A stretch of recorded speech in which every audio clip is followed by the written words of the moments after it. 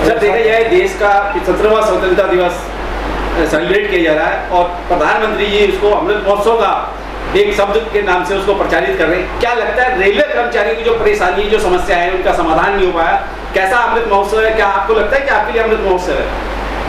नहीं, अमृत महोत्सव ये प्रधानमंत्री का नारा है।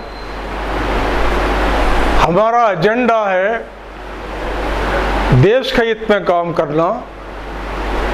NFIR शुरू से भी देश के हित में काम करने के लिए रेल कर्मचारियों को प्रोत्साहित किया, मोटिवेट किया और वही ट्रैक पे हम चलाए।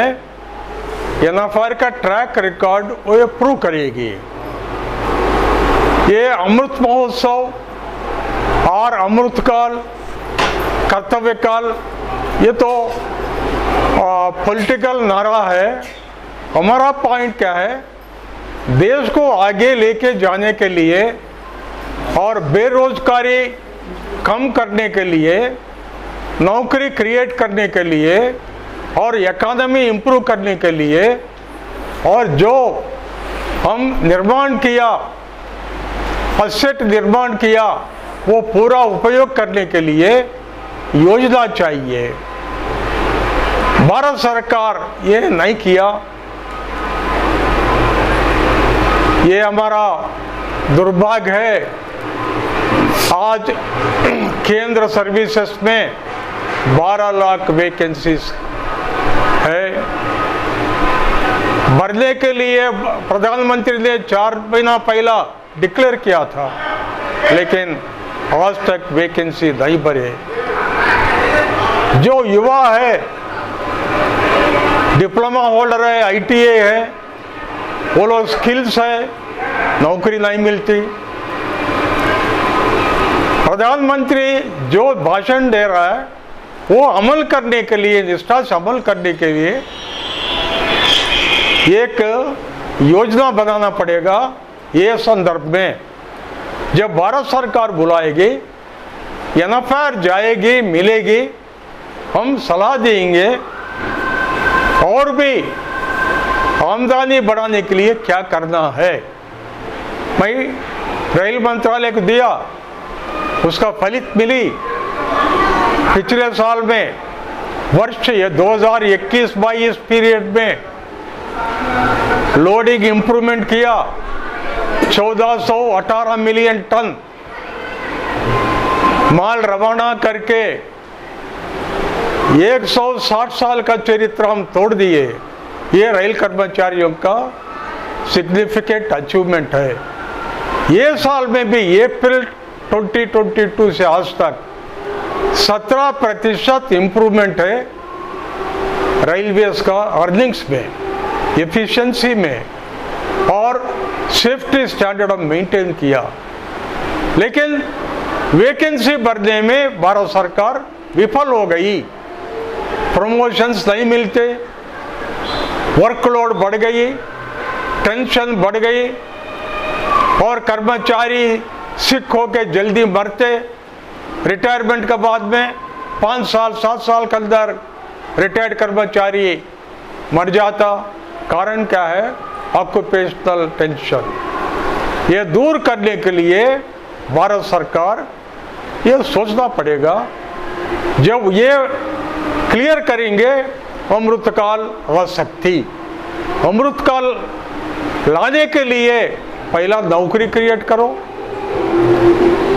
कोविड पीरियड में माइग्रेंट वर्कर्स बहुत लोग मर गए, नौकरी नहीं है, आज तक वो लोग को काम नहीं मिली।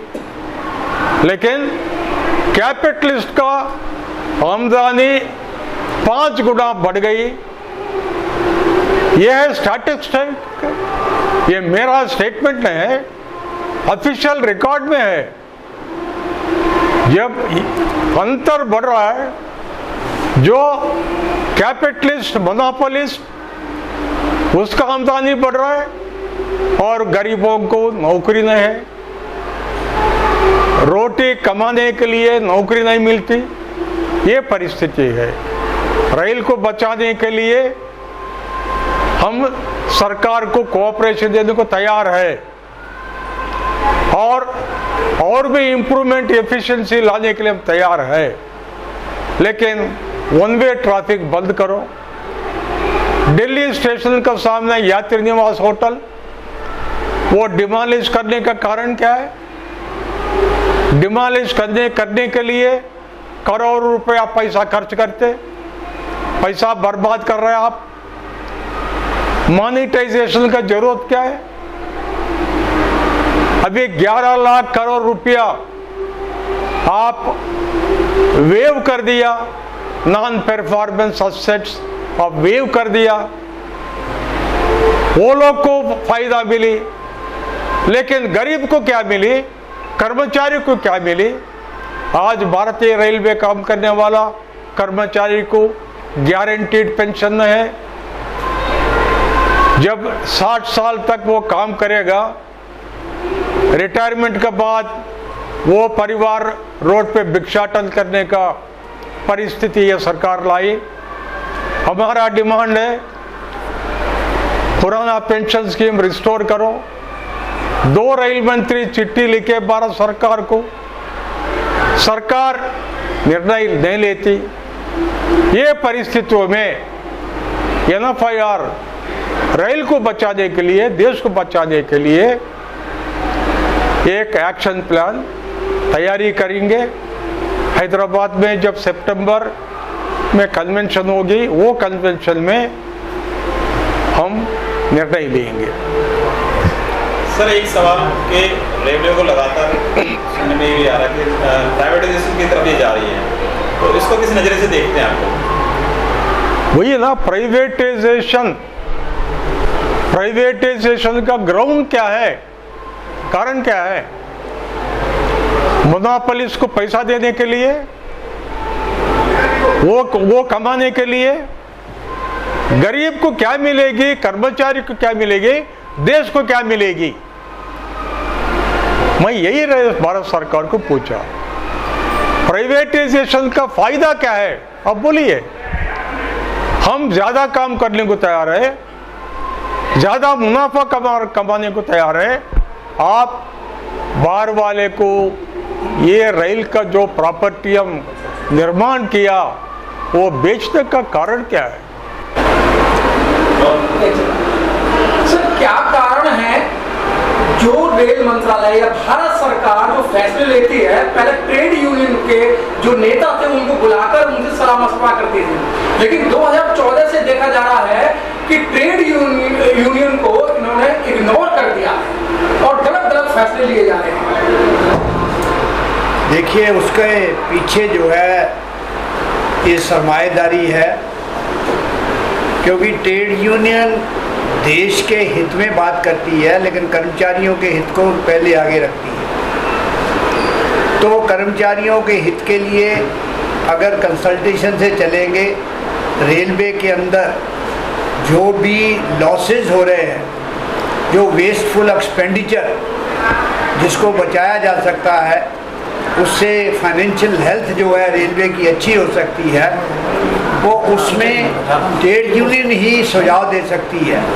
ट्रेड यूनियन एक इंडस्ट्री में पीस रखने के लिए कर्मचारियों के बीच में और एम्प्लॉयर के बीच में एक बहुत बड़ी कड़ी है।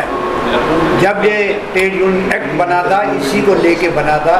रेलवे के अंदर भी अगर हम 1974 से पहले देखें, 68 से पहले रेलवे में स्ट्राइकें होती थी, रेलवे का नुकसान होता था, और उसके बाद जब नेगोशिएशन को प्रेफरेंस दिया, उसके इंडस्ट्रियल रिलेशन मेंटेन रहा, और बारी बारी जो है जब भी कोई मेजर पॉलिसी होती थी, ये जाफर शरीफ रेल मंत्री थे, उन्होंने एक इंट्रोडक्शन की थी, participation in management, railway employee in management. उसके अधीन यही था कि आप कोई भी पॉलिसी बनाएंगे, कोई करेंगे, आप रिकॉग्नाइज ट्रेड यूनियन फेडरेशनों से डिस्कस करके करेंगे। उसका कारण है कि फील्ड की सिचुएशन जो ट्रेड यूनियन जानती है, ब्यूरोक्रेट्स नहीं जानते। उनको जो उनके सबऑर्डिनेट होते हैं वो बताते हैं, लेकिन ट्रेड यूनियन को डाउन दी लाइन फील्ड में जो काम करते हैं उनकी सिचुएशन पता हो। दूसरी ये बात, अभी जब से ये गवर्नमेंट आई है ये नारा दे रही है, अभी ये नया नारा दे दिया है इन्होंने, इससे पहले कई नारे आए। अमृतकाल का मतलब पहले समझना चाहिए। अमृतकाल सुबह सवेरे जल्दी उठ के 4 बजे उठ के उस टाइम को कहते हैं अमृतकाल कि शुभ समय। अब अमृतकाल कहाँ है देश के अंदर, किस तरह है, कैसे अमृतकाल आएगा? जो इस देश के अंदर एक इंसान को जीने के लिए, एक नागरिक को जीने के लिए जो रोज़मर्रा की चीज़ें हैं उसका रेट इतना बढ़ा दिया, चाहे वो खाद्य पदार्थ हो, चाहे वो डीजल हो, पेट्रोल हो या दूसरी मार्केट की चीज़ हो, तो अमृतकाल कैसे आएगा? जो हमारा देश का नौजवान हायर एजुकेशन लेके आगे जॉब के लिए घूम रहा है, उसको जॉब नहीं मिलेगी तो उसके लिए अमृतकाल कहाँ से आएगा? तो ये ऐसे नारे देना बहुत आसान है। स्किल इंडिया का नारा दिया, उससे कितना स्किल बढ़ा। इन्होंने रेलवे के अंदर अगर एक आधी फैक्ट्री जैसे सोनीपत में लगाई, उसमें क्या किया? उसमें कोई नया स्टाफ की रिक्रूटमेंट नहीं हुई। एग्जिस्टिंग जो पोस्टें थी उसको ट्रांसफ़र कर दिया। उस इंडस्ट्री का क्या फ़ायदा जिसमें आप कह रहे हैं कि हम बेरोजगारी ख़त्म करेंगे, करोड़ों जो है नौजवानों को रोज़गार देंगे। इंडस्ट्री लगाओ और जॉब क्रिएट करो जिससे देश के अंदर जो नौजवान है गलत रास्ते पे ना जाए। अभी आपने डिफेंस के अंदर क्रांतिवीर जो है उसका एक नारा दिया, वो क्या है? उसमें भी है कि टेम्परेरी आप आओ, 4 साल नौकरी करो, उसके बाद दफा हो जाओ, और उससे उनको एमुनेशन दे देंगे, उनको एमुनेशन सिखा देंगे। जब उनको जॉब नहीं मिलेगी बाद में उसके मन में क्या होगा, कौन सा रास्ता अपनाएंगे? क्या इस देश के जो कर्णाधार है, जो पॉलिटिकल लीडर है, उनकी ये सोच नहीं है? अब कोई गवर्नमेंट एम्प्लॉई को महंगाई भत्ते का एक फार्मूला बना, आज से नहीं बना, वो फार्मूला इसलिए बना कि इस देश के अंदर इंडेक्स जब बढ़ेगा उसके लिए एक तरीका बनाया। पार्लियामेंट ने उस अवार्ड को अप्रूव किया। आज तक 60 साल कांग्रेस गवर्नमेंट रही, बड़े क्राइसिस आए, बड़े दूसरे देशों से युद्ध हुए, कभी भी महंगाई भत्ता फ्रीज नहीं हुआ। जो इस गवर्नमेंट ने 3 इंस्टॉलमेंट फ्रीज करके लोगों के पेट पे लात मारी। दूसरी तरफ अपना तो फ्रीज नहीं किया। मेंबर पार्लियामेंट जो 1954 में इनकी क्या तनख्वाह थी, आज ये क्या लेते हैं? मिनिमम 20,000 पेंशन, एक एमपी, एक एमएलए, एक जो है 8 पेंशनें ले रहा है। क्यों भाई? उनके लिए 1 साल भी सर्विस हो जाएगी, वो पेंशन के हकदार हैं। हमारा कर्मचारी 30 साल सर्विस कर देता है, 30 साल लास्ट साल में भी काम करते हुए गलती हो जाती है, उसको नौकरी से निकाल दिया जाता है, उसको कोई पेंशन नहीं मिलती, कोई पैसा नहीं मिलता।